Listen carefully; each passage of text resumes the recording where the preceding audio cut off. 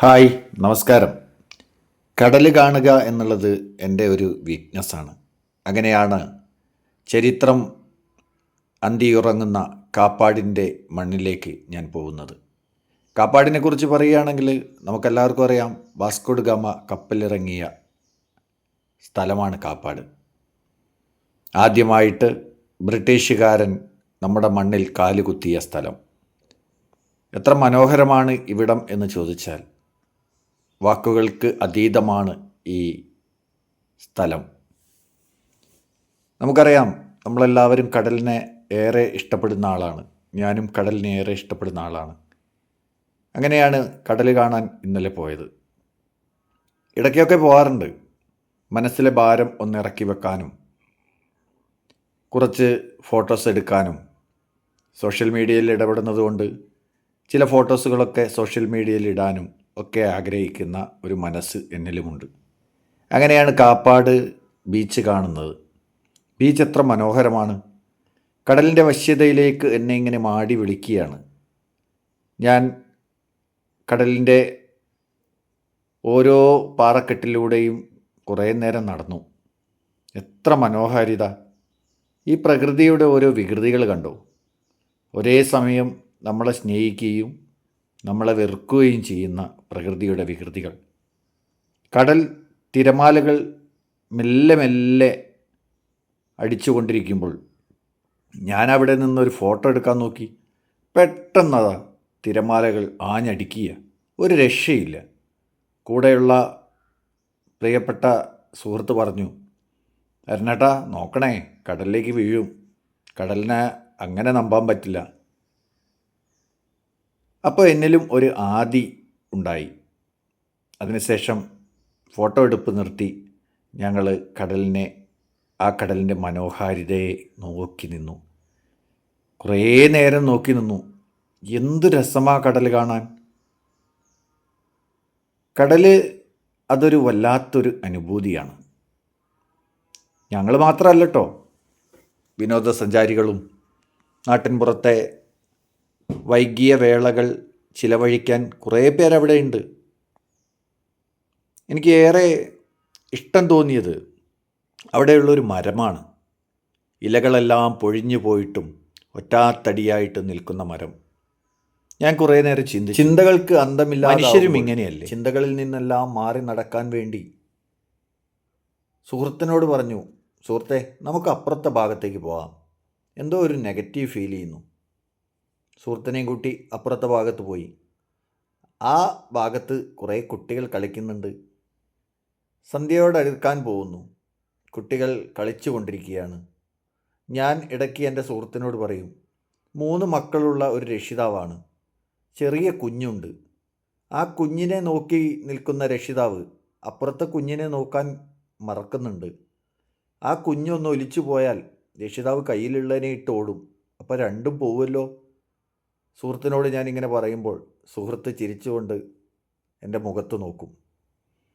വീണ്ടും ഞാൻ എൻ്റെ ചിന്തകളിലേക്ക് കണ്ണോടിച്ചു. ഞാൻ പല പല ചിന്തകളിലേക്ക് കണ്ണോടിക്കാൻ തുടങ്ങി. കടലിൻ്റെ വശ്യത എന്നെ വല്ലാതെ മാടി വിളിക്കുന്നു. മാടി വിളിക്കുന്ന വശ്യതയിൽ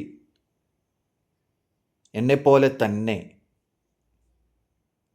ഒരു പെൺകുട്ടി അവളുടെ മൊബൈൽ ഫോണും എടുത്ത് കടലിൻ്റെ പശ്ചാത്തലത്തിലൂടെ അങ്ങോട്ടും ഇങ്ങോട്ടും ഉലാത്തുന്നത് ഞാൻ കണ്ടു. ആരെയും കാണാതെ ആ ഉലാത്തൽ ഞാൻ എൻ്റെ ഫോണിൽ പകർത്തി. ആരെങ്കിലും കണ്ടാൽ അടികിട്ടുമോ എന്നൊരു ഭയമുണ്ടായിരുന്നു. എങ്കിലും ആ പെൺകുട്ടി ഇങ്ങനെ നടക്കുന്ന കാഴ്ച കാണാൻ വളരെ മനോഹരമാണ്. കാരണം ഒരു ഷേഡോ പോലെ അവളിങ്ങനെ നടക്കുകയാണ്. എന്തെല്ലാമൊക്കെയോ പറയുന്നുണ്ട്. സന്തോഷവും ദുഃഖവും എല്ലാം സമ്മിശ്രമാണ് ആ വാക്കുകളിൽ. അത് കുറേ നേരം നോക്കി നിൽക്കെ സൂര്യൻ അസ്തമിച്ചു തുടങ്ങി. സൂര്യൻ അസ്തമിക്കുന്നത് കാണാൻ വളരെ മനോഹരമാണ്. പ്രത്യേകിച്ച് കടലിൻ്റെ പശ്ചാത്തലത്തിൽ സൂര്യൻ്റെ അസ്തമയം അതൊരു വല്ലാത്തൊരു വൈബാണ്. ഏറെക്കുറെ മുഷിയാൻ തുടങ്ങി.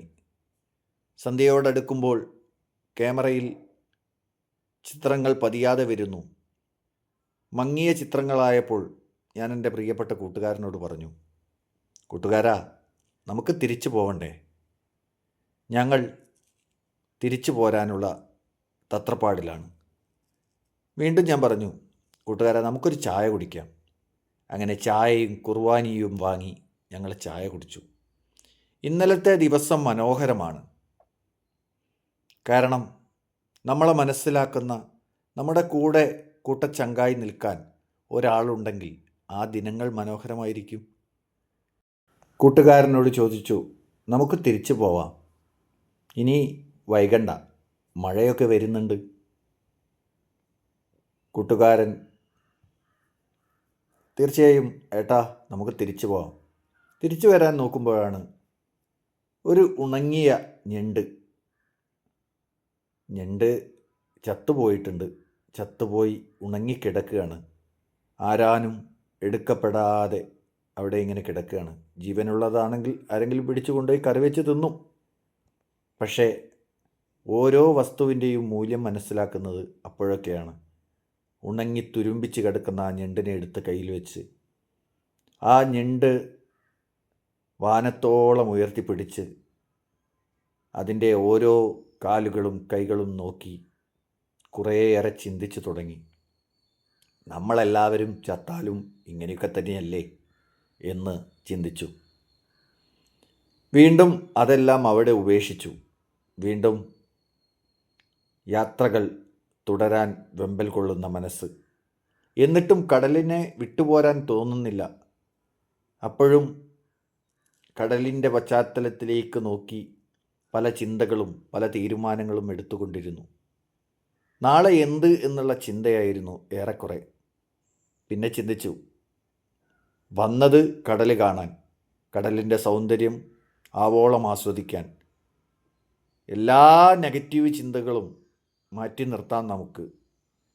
നല്ല പോസിറ്റീവ് ചിന്തകൾക്ക് തുടക്കം കുറിക്കാം എന്നുള്ള ഒരു തീരുമാനത്തിൻ്റെ അടിസ്ഥാനത്തിൽ ഞങ്ങൾ അവിടെ നിന്ന് തിരികെ നാട്ടിലേക്ക് യാത്ര വരികയാണ്. വരാൻ നേരം പ്രിയപ്പെട്ട സുഹൃത്ത് പറഞ്ഞു, ഏട്ടാ, കുറച്ചുകൂടി സമയം കഴിഞ്ഞിട്ട് പോവാം.